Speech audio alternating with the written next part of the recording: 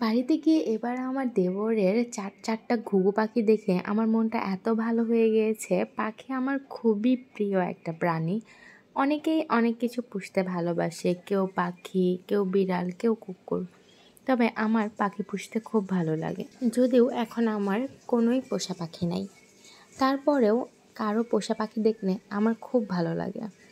তো এবার বাড়িতে গিয়ে আমার দেবরের ৪টা ঘুঘু পাখি দেখলাম। সবগুলোই বাচ্চা ঘুঘু। তবে ৩টা পাখি নিজে নিজেই খেতে পারে। একটা পাখি খেতে পারে না। তো এইজন্য ওকে খাওয়াই দিতে হয়। আর দেখেন কিভাবে আমার দেবর এই পাখিটাকে খাওয়ায়। তো মোটামুটি চাল, তারপরে যে সরিষা এগুলোই খায়।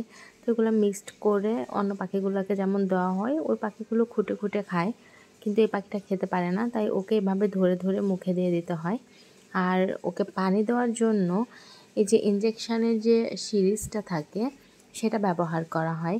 এই সিরিজটা দিয়ে ওকে পানি দেওয়া হয়। আমার দেবর সিয়াম ও ঝড়ে পড়া পাখিগুলো কুড়িয়ে এনে এভাবে খাইয়ে দাইয়ে সুস্থ করে, বড় করে, তারপরে এগুলোকে কিন্তু আবার ছেড়েও দেয়।